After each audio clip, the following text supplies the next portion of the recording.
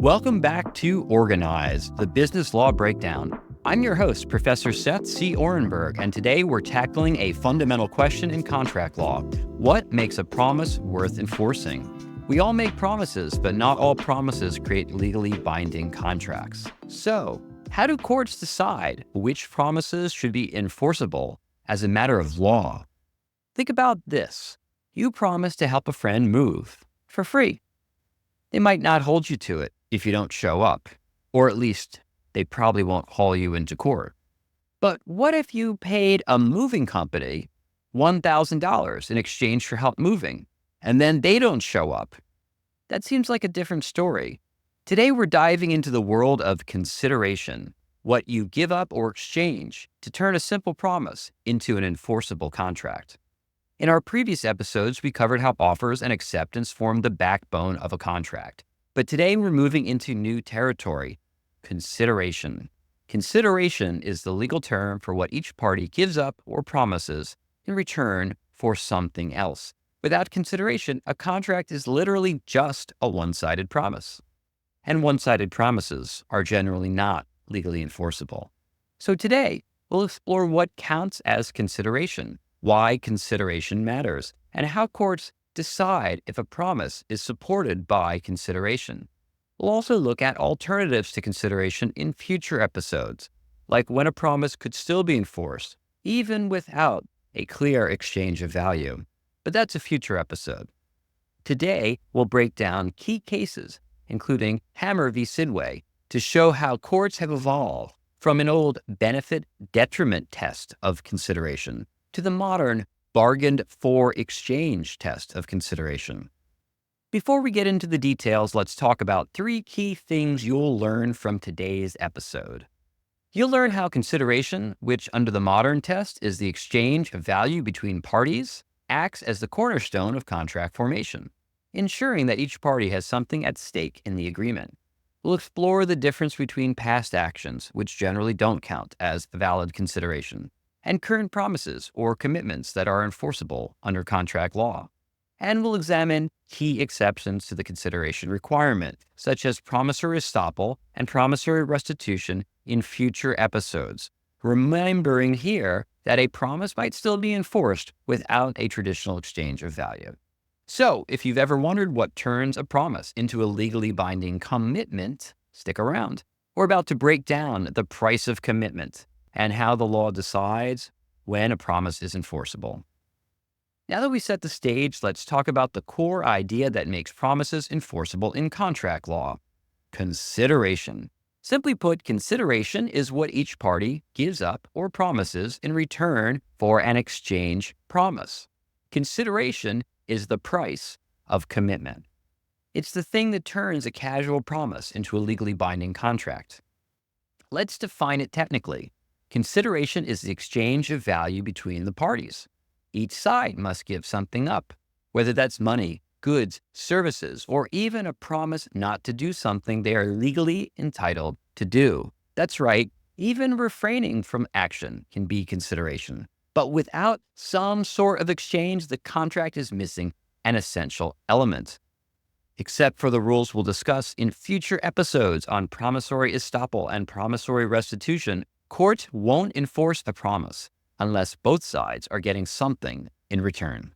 Historically, courts used what's called the old benefit-detriment theory to determine if consideration was present. Under this theory, one party must benefit and the other must incur some kind of detriment. For example, in the classic case of Hammer v. Sidway, a young man promised his uncle that he, the young man, would refrain from drinking, smoking, and gambling until he turned 21 in exchange for $5,000. This was in the 1800s, so that was actually a lot of money at the time. And drinking and smoking was legal for this young man. The court ruled that the young man gave consideration because he gave up his legal right to do those things, even though refraining was arguably a benefit. It might have been good for him not to be gambling his youth away. Today, most courts do not use this old benefit-detriment test, although it has vestiges in the law. Instead, most courts follow the bargained for exchange theory of consideration, which is a bit more flexible. The bargained for exchange theory of consideration tests whether a promise was made in exchange for something else, whether it was bargained for, even if, by the way, there is no bargaining process. If the parties have agreed to make promises in return for getting an exchange promise, we call that a bargain, even if the something doesn't involve clear benefit or clear detriment. The idea is simple. Both parties must expect to get something out of the deal. A simple example. Let's say you hire someone to mow your lawn for $50. You're paying $50, and the other person is mowing the lawn, giving up their time and effort. This is a clear bargain for exchange. What's the promise and what's the consideration? That depends on your perspective. If you are paying for lawn services, your promise is to pay, and the consideration is the service. If you are mowing the lawn, your promise is the mowing, and your consideration is the payment. Not every promise involves consideration. A classic example of a situation without consideration is a mere conditional gift. Imagine someone says to you, if you walk to that Salvation Army store on the corner, you can pick out any coat and buy it on my account. While it might seem like the person walking is giving something up, like the walk, the effort of the walk, that's just a condition to receive the gift. The benefactor offering the free coat is not intending to derive benefit or to force the other person into an exchange of walking for coat, but rather the coat is simply over there. That's how you go get the gift. I could also say to one of my students, hey class, there are sandwiches in the lounge. Go and get one if you'd like to eat. This is not an exchange. I'm not deriving anything of value. I'm not bargaining for the students to get a sandwich. It's simply that the sandwiches are located in the lobby, and that's where you go to get one. The condition of getting the gift is going to where you can pick up the sandwich. To summarize, consideration is a sort of glue that holds contracts together, and it's the exchange factor that turns a promise into something enforceable. Whether it's a straightforward exchange of money for goods or services, or something more subtle like giving up a legal right to sue or drink or gamble, the presence of consideration ensures both parties are invested in the deal. Now that we've covered the basics of consideration, let's break it down with some cases and real-world examples. Let's break it down with the classic case that shaped how we think about consideration in contract law. As mentioned above, Hammer v. Sidway. In this case, an uncle promised his nephew $5,000 if the nephew refrained from drinking alcohol, smoking tobacco, swearing, and gambling until his 21st birthday. The nephew agreed and apparently complied. When he turned 21, he had fully kept his side of the bargain. What a good kid. But the uncle passed away before paying the nephew, and the uncle's estate refused to honor the promise, claiming the nephew had not really given up anything of value. The estate's claim, and remember, the estate's job is to preserve the estate's money and not to pay wantonly for unnecessary claims. The estate claimed that the nephew actually benefited. He was better off not swearing, not gambling, not drinking alcohol, and not smoking tobacco. The court applied the benefit-detriment test to determine whether the nephew had provided consideration for his uncle's promise. The court found that even though giving up drinking and smoking might have been good for the nephew's health, and by the way, this case was from the 1800s, they knew drinking and smoking wasn't so good for you then, regardless of those ads in the 1950s around doctors prescribing cigarettes. Anyway, the court found that although giving up drinking and smoking might have been good for the nephew, he still gave up his legal right to do things. That was enough to count as a legal detriment, meaning the nephew's promise was supported by consideration. His detriment was that he gave up a legal right. The promise was enforceable. What's important here is that the nephew didn't need to prove that giving up these activities made him worse off. He simply had to show that he gave up a legal right. That's the essence of the old benefit-detriment test. Now, over time, courts began to move away from this strict test and toward a more flexible approach, the modern bargain for exchange theory. Under today's law, the focus isn't just on whether one party gave up something or incurred a detriment. The courts ask whether the promises were made in exchange for each other.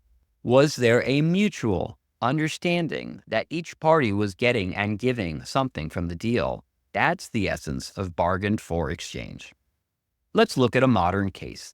Pensy Supply versus American Ash. Here, American Ash supplied a free paving material made of recycled aggregate to Pensy Supply for a construction project. When the material started to crack and fail, Pensy had to remove it, which involved expensive disposal costs because the material was hazardous waste. When Pensy sued, American Ash argued that the material had been a gift. There was no contract. I gave you a gift of some aggregate. There's no consideration, and therefore there's no contract. This is important because, as you'll learn elsewhere, contracts for sales of goods include implied warranties of merchantability and fitness for a particular purpose. So if there was a contract, it would be a contract for a sale of goods. And a contract for a sale of goods includes warranties. And that warranty means that American Ash effectively promised that the aggregate would not break down and would function. So whether or not there's a contract really matters here. And American Ash's point is, hey, I gave you this for free. There can't possibly be consideration if you got something for free. Wrong. The court found American Ash did provide the material to avoid its own cost of disposing it themselves. This was hazardous waste after all. So even though Pensy did not pay for the aggregate, its removal of hazardous waste was considered a type of benefit to American Ash, meaning there was a benefit detriment test positive result here. And more importantly, for the modern test, it's clear that American Ash, a corporation, is not out there giving stuff away for charity to other corporations. It clearly wanted to have this hazardous waste removed from its site. And therefore, under the bargain for exchange test, there is also consideration because Pensy bargained to get the material and American Ash bargained to get rid of it. It's kind of like trash pickup. You might think that your trash is literally worthless. Heck, you did decide to throw it away, but you're paying someone to remove it. You know what? Trash is a bad as opposed to a good. And removing a bad is like getting a good. It does have value. Trust me. You don't want a house full of trash. These two cases show how the concept of consideration has evolved. In Hammer v. Sidway, the focus was on whether the nephew gave up something of legal value, while in Pensy Supply versus American Ash, the court looked at whether both parties were getting and giving something in the deal. The shift from the benefit detriment test to the bargain for exchange theory has made contract law more flexible and better suited to real-world transactions. There are only a few instances where the tests play out differently. And one of those key cases is where it's hard to determine whether someone benefited or detrimented. In that Hammer v. Sidway case, right, there was the argument that the nephew benefited by not gambling for 3 years of his life. But that's not a very easy test to apply. The bargain for exchange test is easier to apply in modern commercial situations. If you wanted something and you got it by virtue of a promise in a contract, that's consideration. Let's dive into some what-if scenarios to put your understanding of consideration to the test. Here's one. Imagine a person promises to give their friend $500 for help moving furniture, and they never follow through. Was there consideration? Can the friend enforce the promise? Yes. In this case, there is clear consideration. The friend gave up their time and effort, or promised to give up their time and effort, to help move the furniture. And the other friend promised to pay $500 for the work. Since both parties agreed to exchange something of value, time on the one hand, money on the other, the promise could be enforceable. The friend could sue for $500 if the promisor doesn't pay. A hint though, if you start suing your friends, you may find out you have fewer of them. Now let's try another one. Suppose someone says, I'll give you my old bike if you meet me at the park. And when you get to the park, they never show up. Was there consideration? Probably not. This is likely a conditional gift, not a contract. The person giving the bike didn't ask anything of value in return. This random person did not care about meeting you in the park and was not trying to get a meeting with you, that's simply where they were going to meet to give you the bike in a public space. That simply made meeting at the park a condition for giving the gift. You didn't give up anything legally significant by agreeing to walk to the park, and so there's no enforceable contract. Here's the twist. What if, instead of meeting at the park in exchange for a bike, you agree to meet at the park to pay $100 for the bike? Now we have consideration. Of course, the park is the locus where the transaction will occur, but here we have an exchange of value. The person giving up the bike wants the $100. The person giving up the $100 wants the bike. Mutuality of exchange. Let's talk about how the concept of consideration shows up in pop culture and everyday life. One example that comes to mind is those limited time offers we see in advertisements. Buy now. Think about it. Companies can often create urgency by saying things like, act now and you'll get a free gift with your purchase. Free gifts, huh? What's really happening here? Look, in these cases, the free gift isn't exactly free. It's bundled with the purchase. You're providing consideration by buying the product, and in return, the company gives you a gift. Without that exchange of money for the product, there's no deal. The company's not giving you the gift unless you buy the Xbox or whatever. You get the free t-shirt that comes along with it. You could also look at it as $5 off on the Xbox. It's a classic example of how companies use consideration to create contracts and bind customers to offers. Let's talk about the famous, maybe infamous, Scott's Tots episode from The Office. Michael Scott makes a big promise. He tells a group of third graders that if they graduate high school, he will pay for their college tuition. Fast forward 10 years, the students have done their part, but Michael doesn't have the money to follow through. The big legal question here, was there a legally enforceable contract? The answer comes down to consideration. Again, in contract law, consideration means both parties must exchange something of value. For a contract to form, Michael's promise to pay tuition needs to be part of a bargain where he seeks something in return. However, when we look closely at the situation, it seems that Michael didn't actually bargain for the student's graduation in a legal sense. His promise was made with the expectation that the graduation would directly benefit the students, but not necessarily benefit him. It is a little confusing because he has kind of an ego, and maybe making these kind of gifts made him feel pretty wonderful. But this scenario does feel more like a conditional gift. I'll pay for your tuition if you graduate. After all, you can't go to college if you don't graduate high school.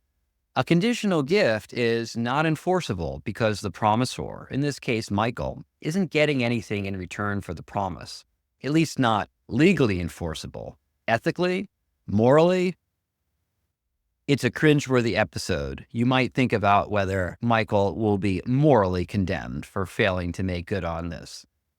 The student's graduation was apparently a condition of their ability to get the gift of college tuition, but it didn't seem to create a legal exchange of value between the parties.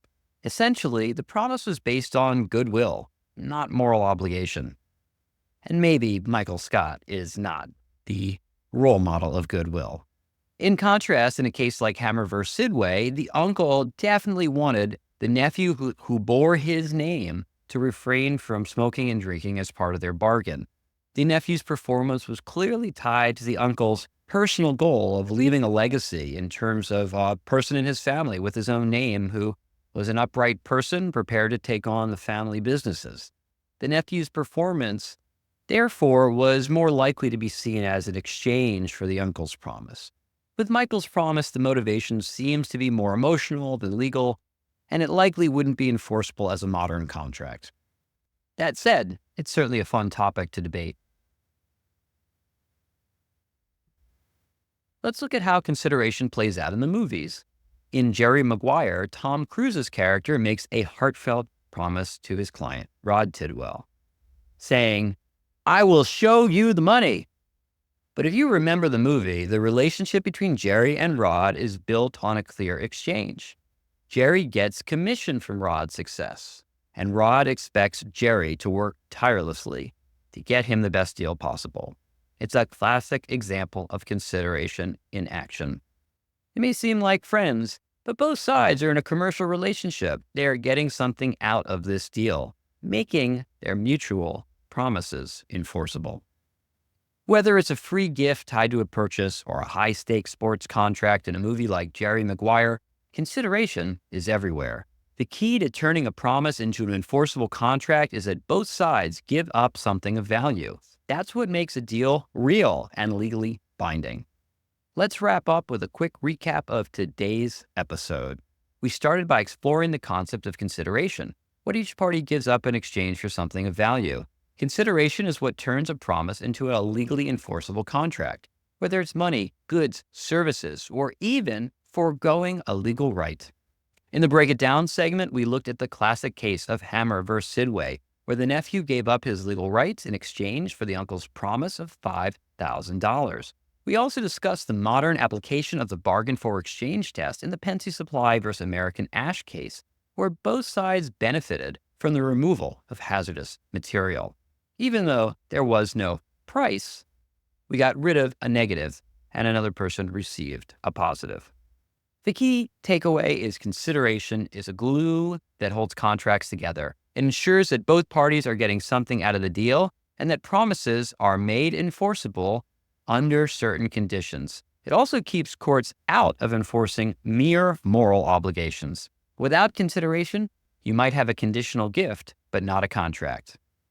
So have you ever made a promise where both sides clearly benefited, or alternatively experienced a situation where you got a gift and had to do something to receive it?